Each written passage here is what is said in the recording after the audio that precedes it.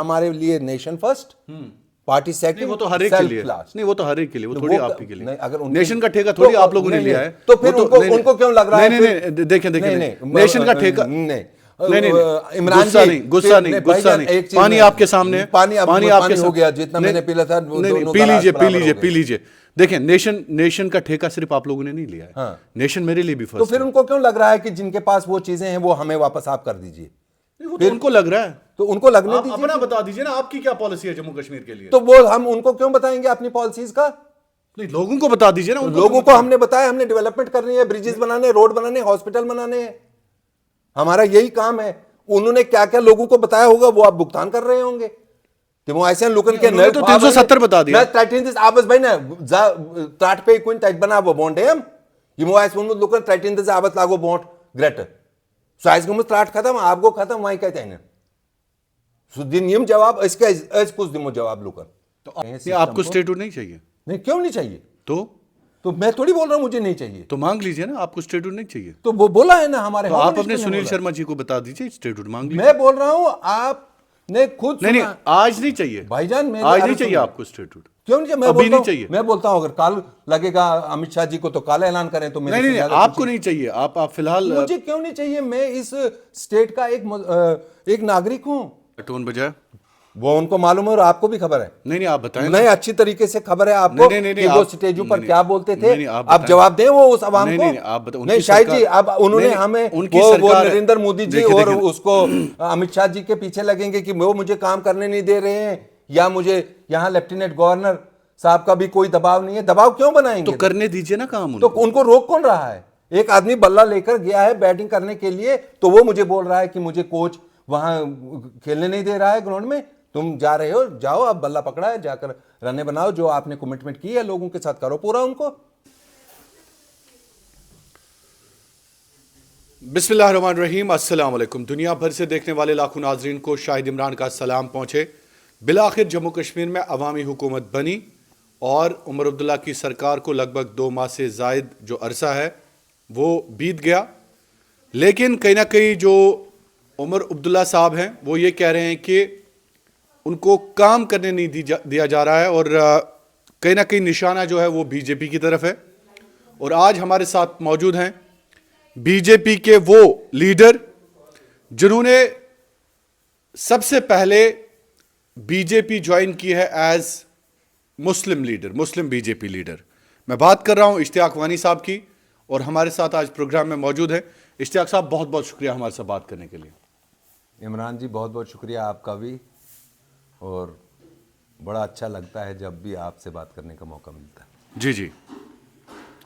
तो कैसे देखते हैं आप जनाब, ये जो उनके मुताबिक आप तलवार लेके खड़े हैं, उनके पीछे उमर अब्दुल्ला साहब, कैसे देखते हैं सरकार को? कौन उनके पीछे तलवार लेकर खड़े हैं शाहिद जी? मैं बात को पूरी समझा नहीं। ये उमर अब्दुल्ला साहब या उनकी सरकार जो है नेशनल कॉन्फ्रेंस की, हमारी सरकार जो है जम्मू कश्मीर की अवामी हुकूमत, वो कह रहे हैं कि शायद उनको काम नहीं करने दिया जा रहा है। ऐसा तो मुमकिन है ही नहीं। नरेंद्र मोदी जी के इक़्तिदार के दौर में कोई चीफ मिनिस्टर अगर बोल रहा है कि हमें काम नहीं करने दिया जा रहा है, तो मुझे लगता है कि उनको काम करने का अंदाज कुछ अलग होगा, वरना काम तो किया जा रहा है पूरे देश भर में, हर जगह पर काम किया जा रहा है। वो कौन से अंदाज से कौन सा काम करने के लिए बोल रहे होंगे, वो बात मुझे समझ नहीं आ रही।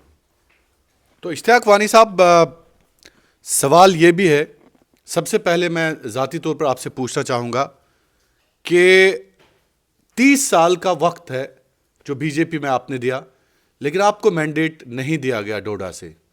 क्या हम ये माने कि बीजेपी ने सोचा कि आप वहाँ से स्ट्रॉन्ग कैंडिडेट नहीं है, या उनको लगा कि हमें मुस्लिम चेहरा नहीं उतारना है? ये इस सवाल का जवाब देना आपके लिए भी ज़रूरी है और हमें जानना भी ज़रूरी है। देखिए शाहिद जी, भारतीय जनता पार्टी ज्वाइन करते समय मेरे मन में ऐसा कुछ नहीं चल रहा था कि मैं ये ज्वाइन करूँगा फिर मुझे वो मिलेगा, फिर मैं ये करूँगा फिर मुझे वो मिलेगा। मैं अपने आप को एक मजबूत कार्यकर्ता की हैसियत से 1995 में भारतीय जनता पार्टी का एक रुकन बना हूँ, और ना मैंने कभी मन में इसमें हमारे देश के प्रधानमंत्री नरेंद्र मोदी जी ने भी एक बहुत बड़ी बात कही है, जो मैंने काफ़ी देर तक मैंने उस बात को अध्ययन भी किया। और उन्होंने ये बात कही थी, और आपने भी शायद सुना होगा कि हमने करने के सपने देखे हैं, बनने के सपने नहीं देखे हैं। कार्यकर्ता जो होता है वो करने के सब, मेरी कोशिश है कि भारतीय जनता, मैं सबसे ज़्यादा खुश हुआ था जब भारतीय जनता पार्टी जम्मू कश्मीर में हमने 29 सीटें ली थी, तो मुझे एक खुशी का ठिकाना नहीं था, क्योंकि वो सपने। 29 ली, लेकिन डोडा की हारी ना। देखिए, पार्टी जब कोई निर्णय करती है तो अगर आप वाकई में कार्यकर्ता हो तो ऐसा टाइम कभी 5 साल के बाद एक कार्य, क्योंकि हर कॉन्स्टिट्यूंसी में 5, 7, 8 लोग ऐसे पार्टी तैयार करती है जो सक्षम होते हैं चुनाव लड़ने के लिए। मान लीजिए कि उनमें मैं भी अपने आप को एक रेस में समझ सकता हूं, लेकिन मेरी ये तड़पन नहीं होनी चाहिए कि मुझे नहीं तो फिर। जब पार्टी ने एक निर्णय लिया होगा कि हमें कौन स्ट्रांग कैंडिडेट नजर आया होगा उनको कि हमें सीट निकलनी चाहिए, फैसला तो गलत साबित हुआ। आपने तो डोडा सीट हार ली। लेकिन एक भारतीय जनता पार्टी के जो कायदे कानून के हिसाब से वहाँ जो निर्णय लिया गया होगा, मैंने ना मेरे मन को टीस पहुंची थी, ना मेरा ऐसा कुछ दिमाग में चल रहा था। उन्होंने जो निर्णय लिया, आप क्या मुझसे क्या पूछवाना चाहते हैं? नहीं, आपसे मैं ये जानना चाहता हूं कि आप बीजेपी से नाराज हैं कहीं ना कहीं कि वो सीट उनने प्लेट में दी किसी को जो आपके आम आदमी पार्टी के एमएलए महराज मलिक हैं, या आप चल रहे हैं अभी? नहीं, वो महराज मलिक को मुकद्दर में एमएलए बनना था, तो कुछ चीज़ें हम तय नहीं करते हैं, ये तयशुदा चीज़ें होती हैं। लेकिन भारतीय जनता पार्टी के एक एक कार्यकर्ता ने उस कॉन्स्टिट्यूंसी से भी बहुत मेहनत की, तभी हमने एक अच्छा वोट हासिल किया वहाँ से। तो हमारे डोडा चुनाव वैली से भारतीय जनता पार्टी ने एक बहुत अच्छा प्रदर्शन दिया वहाँ से, आपने देखा भी होगा। आप बड़ा सोच समझ के ये जवाब दे रहे हैं मुझे। डर रहे हैं किसी से? नहीं, डर मुझे सिर्फ अपने अल्लाह से लगता है, और अपने काम से डरता हूँ कि मुझे काम करते करते कोई नहीं। मुझे लग रहा है कि दिल और जुबान आपका साथ नहीं दे रहे हैं, आपके अल्फाज। नहीं, ऐसा नहीं है। देखिए, नहीं, मैंने आपको भी- सच्चाई से भी- देखिए, नहीं, नहीं, कहीं ना कहीं you wanted to contest this election, you wanted to contest. देखिए, पॉलिटिक्स है एक, कोई ये धार्मिक लड़ाई तो होती नहीं है। नहीं। हर आदमी का एक नजरिया मानो होता है। मान के चलते हैं कि मेरा भी हो सकता था। नहीं, मन इसमें क्या करेगा, मान के चलते हैं। अच्छा। मन नहीं, मन तो मेरा करता है मानो बहुत कुछ। मान तो मन से ही होता है ना जनाब। तो नहीं, ठीक है, लेकिन जब पार्टी कोई चीज फैसला लेती है, तो अगर आप वाकई में कार्यकर्ता हो तो वो चीज आपने ये सोचनी है कि पार्टी के हित के लिए। मैं वही सोच रहा हूं कि आपने जिस डिसिप्लिन का मुजाहिरा किया, वरना अक्सर बगावत होती है, तो ये बीजेपी आपने ज्वाइन की लगभग 30 साल का समय हो गया जी। बाय कन्विक्शन, मतलब आपने ये सोच समझ के ज्वाइन की कि ये फैसला आपने यूं ही लिया? नहीं, मैं एक सियासी खानदान, क्योंकि मैं जवाब दूंगा। बहुत अच्छा सवाल किया आपने। मुझे कोई मजबूरी नहीं थी। मैं एक सियासी खानदान से भी ताल्लुक़ रखता था। बहुत खूबसूरत सियासत हमारे बुजुर्गों ने की है, उसमें मेरे काबिले एहतराम मेरे वालिद मरहूम लसावानी साहब, ख्वाजा लसावानी साहब, जिन्होंने 10 साल वहाँ इक़्तिदार और अनबीटन रहे, और एक इतिहास कायम किया कि जिस सीट से वो तीसरी बार भी चुनकर आ सकते थे, उन्होंने उनके युवा एक साथी होते थे, हंसराज जी डोगरा। ठीक है, आज पहली बार मैं ये बात कैमरे के जरिए अवाम से भी कहना चाहता हूँ कि कुछ लोग बोलते हैं खानदानी राज ये वो। लसावानी भी उस समय खुद लड़ सकते थे, लेकिन उन्होंने तमाम कार्यकर्ताओं को जमा किया। उन्होंने कहा कि मैंने वाकई में पॉलिटिक्स से, इलेक्टोरल पॉलिटिक्स से हट रहा हूँ। तो हालांकि उनके भी बच्चे तैयार थे, चुनाव लड़ सकते थे और लड़े भी, बाद में जीते भी, लेकिन लसावानी साहब ने कहा कि मैं अपनी सीट से इस हंसराज डोगरा को चुनाव लड़वाना चाहता हूं, और मैंने इससे वादा किया है कि मैं तुम्हें एमएलए बनाऊंगा।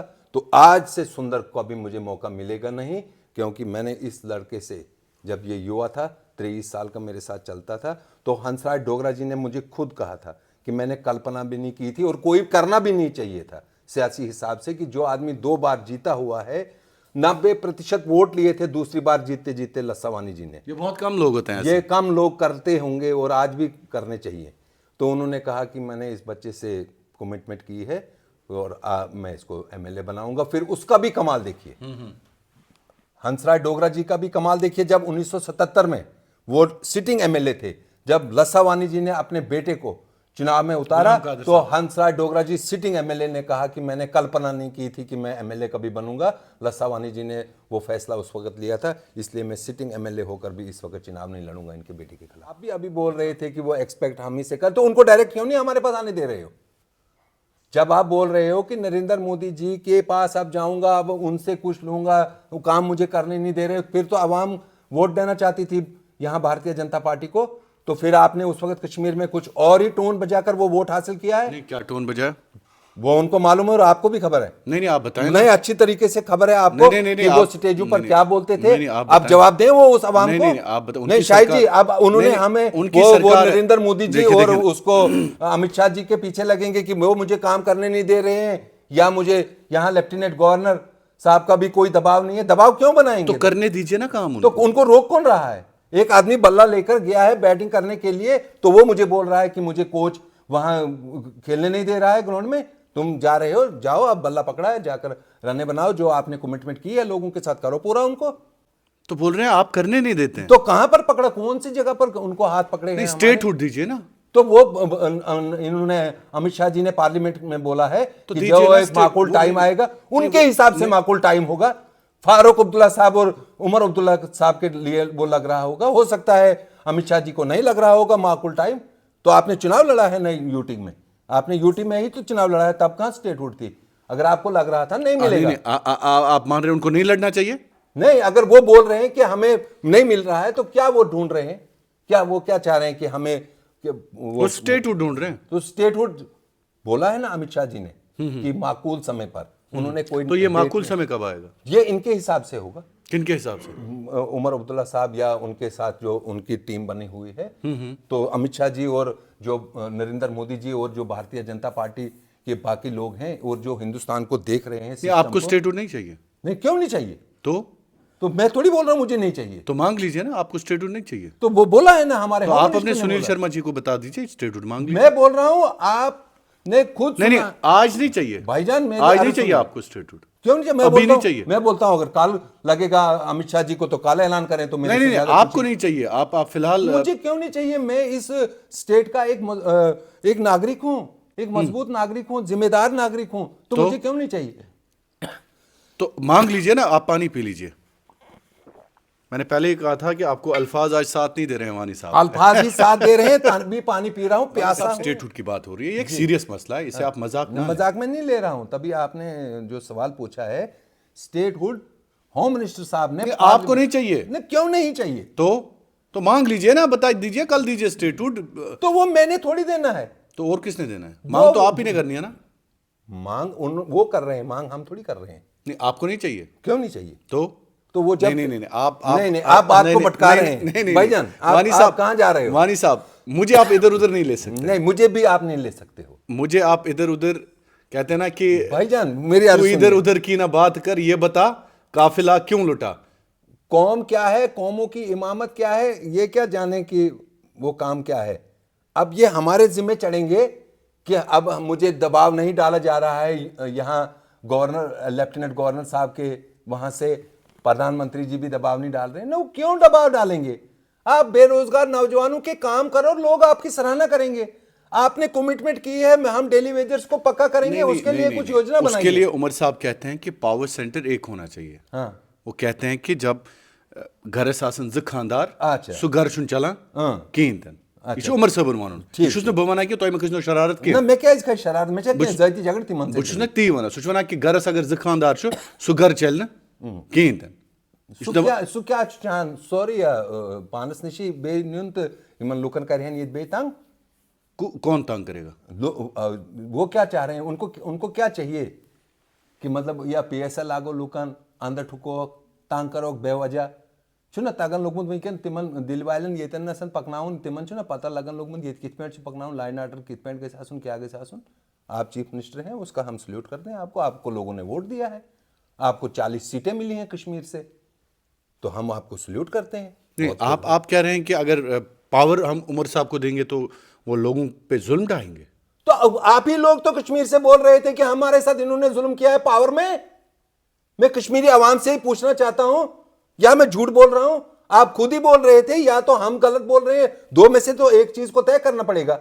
आप बोल रहे हो कि उन्होंने 87 में डाके मारे, चोरियां की, जीत रहा था वहां सईद सलाहुद्दीन, और आप बोल रहे हो, आप ही बोल रहे थे, जिम्मेदार कश्मीरी लीडरों ने बोला, इतना हंगामा हुआ आज तक अभी चिंगारियां पड़ रही हैं, तो वो उसके जिम्मेदार क्यों हम हैं?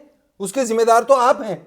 तो वो चीजें क्या हम ध्यान में नहीं रखेंगे कि आपके पास जब इख्तिदार आएगा आपको पूरा खुली छूट दे देंगे, आप अपने हिसाब से टास्क करेंगे, अपने हिसाब से एम्पायर चुनेंगे? ऐसा नहीं होगा, कतन नहीं होगा। नहीं, आप गुस्सा क्यों हो रहे हैं? उनको तो वोट मिला है ना, वो उनको तो नहीं, आपने सवाल वही पूछा ना, मुझे गुस्सा होने की तो बात ही है इसमें। ठीक है 87 में जो कुछ हुआ तो आप क्यों नहीं इंक्वायरी कराते हैं उसकी? इंक्वायरी होगी, क्यों नहीं होगी? तो करा दीजिए ना, आपकी सरकार है। नहीं तो ये इंक्वायरी तो है। ये क्यों हटे थे इख्तिदार से? कौन? National conference. किसने हटाया था? पीडीपी ने। तो किसने वोट दिया था? कश्मीरी अवाम ने ही तो वोट दिया था ना जी। तो किस नाराजगी पर वोट दिया था? मैं आपके माध्यम से आज कश्मीरी भाइयों से ये सवाल नहीं है, गुजारिश कर रहा हूं कि आपने किस नजरिए से उनको हटाया था? आपने हटाया कि इन्होंने गलत पॉलिटिक्स खेली, तो आज आपने वापस लाया है। अब ये बोल रहे हैं, ये हम पर छोड़ रहे हैं कि भारतीय जनता पार्टी मुझे काम करने नहीं दे रही है, फिर एक माकूल टाइम चुन रहे होंगे किसी और गेम के लिए। ये किस गेम के लिए? वो इनको मालूम होगा। ये नहीं तो ये काम करने चाहिए थे आज लोगों के। ये कोई टाइम है कि हमें 370 दे दो, हमें फलाना? वो अपना काम करो, आप लोगों के लिए काम के लिए भेजें। आप यहां से कोई प्रोजेक्ट बनाकर भेजो और नरेंद्र मोदी जी को कहो हमें ये प्रोजेक्ट दे दो, हमें फलानी चीज दे दो। आगे क्या चाहते हैं आप? आगे वो क्या चाह रहे हैं उनसे पूछिए। मैं खुदा की कसम आपसे पुरखुलूस गुजारिश करूंगा, आप उनको कहो कि आवाम को आप सच बात कहो क्या सच? कि आपके मन में चल क्या रहा है, क्या चल रहा है, और आप क्यों? देखिए, भारतीय जनता पार्टी के तो वो कोई आप अपने मन का बता दीजिए ना। हमारे मन का है कि हमारे लिए नेशन फर्स्ट, पार्टी सेकंड। वो तो हर एक के लिए नहीं, वो तो हर एक के लिए, वो थोड़ी आपके के लिए। अगर नेशन का ठेका थोड़ी आप लोगों ने लिया है, तो फिर उनको क्यों लग रहा है? नहीं, देखें नेशन का ठेका नहीं, इमरान जी, गुस्सा नहीं, पानी आपके सामने, पानी आपके हो गया, जितना मैंने पीला था पी लीजिए। देखें, नेशन का ठेका सिर्फ आप लोगों ने नहीं लिया है, नेशन मेरे लिए भी फर्स्ट। तो फिर उनको क्यों लग रहा है कि जिनके पास वो चीजें हैं वो हमें वापस आप कर दीजिए? फिर उनको लग रहा है तो उनको लगने दीजिए। अपना बता दीजिए ना, आपकी क्या पॉलिसी है जम्मू कश्मीर के लिए? तो वो हम उनको क्यों बताएंगे अपनी पॉलिसीज का? नहीं, लोगों को बता दीजिए ना। लोगों को हमने बताया, हमने डेवलपमेंट करनी है, ब्रिजेस बनाने, रोड बनाने, हॉस्पिटल बनाने, हमारा यही काम है। उन्होंने क्या क्या लोगों को बताया होगा वो आप भुगतान कर रहे होंगे। ऐसे लुकन के तो 370 बता दिया। आवाज भाई ना त्राट पे कोई टाइट बना वो बॉन्ड है। ये ऐसे लुकन 33 आवाज लागो बॉन्ड ग्रेट साइज को त्राट खत्म आपको खत्म वहीं कहते हैं दिन यम जवाब इसके कुछ दिमो जवाब लुकन। तो आप मान रहे हैं कि लोगों के साथ उन्हें धोखा किया है? किया नहीं तो वो क्यों फिर उनको लोगों को झूठ बोल रहे हैं? इस वक्त बात करनी है कुछ और, बात डेवलपमेंट की करनी है, यहां लोगों को भुगतान करना पड़ रहा है, आपने और ये म्यूजिक लगाया होता है। तो वो चीज लोग आप अब नहीं सुनना पसंद करेंगे, बिल्कुल नहीं सुनेंगे। आप काम कीजिए, आपको किसी ने हाथ नहीं बांधे। आप बोल रहे हो अशक थामसे मन नाड़ी गंडे, नो क्या इस गंडो इस नाड़ी मन अशक खुशी अच्छा इलेक्टेड सरकार आमुश चुनना लोगों को वोट। इश्तियाक वानी का अगला प्लान डोडा से लड़ने का अगले इलेक्शंस में? कल की खबर नहीं है तो क्या है। तो thank you so much sir, बहुत शुक्रिया हमारे साथ बात करने के लिए। बहुत अच्छा लगा, बड़ा अच्छा लगा हमें भी आपके साथ बात करने का। लेकिन सियासत में कुछ अल्फाज दबी जुबान में दबे दबे अल्फाज कहने पड़ते हैं। नहीं, ऐसा नहीं है। हमने खुलकर ही राजनीति की है आज तक, दबे दबे करने की कभी मजबूरी रही नहीं है। जिस दिन वो लगेगा तो उस दिन राजनीति छोड़ दे देंगे। बड़े साधारण तरीके से मजदूर यूनियन से शुरू किया है। मैं 12 साल का था तो वालिद साहब इंतकाल कर गए थे, तो फिर लड़ाई करते करते करते यहाँ आ गए। लड़ाई करते करते अभी भी लड़ रहे हैं? लड़ना ही तो संघर्ष है, हम सैनिक हैं। अच्छा, सैनिक के तो स्टार ना उसको डर होता है चढ़ने का ना उतरने का, उसको मालूम होता है मैं एक फौजी हूँ, मैंने लड़ना है। मयार से हम कभी नीचे नहीं उतरे, हम जंग भी हारे मगर तमगे नहीं उतरे। माना कि बहुत आग थी माहौल में लेकिन इस मुल्क की बरसात से मायूस ना होंगे। बहुत बहुत शुक्रिया, थैंक यू सो मच। अल्लाह ने के तो बाद बात कर रहे थे इश्तियाक वानी साहब, भारतीय जनता पार्टी के सीनियर मोस्ट लीडर, और 30 सालों से लगातार भारतीय जनता पार्टी का झंडा डोडा से लेकर पीर पंजाल और जम्मू से लेकर कश्मीर की हर गली पर कहीं ना कहीं ये नारा देते हुए कि भारतीय जनता पार्टी इनके मुताबिक जिंदाबाद। बहुत बहुत शुक्रिया। शुक्रिया।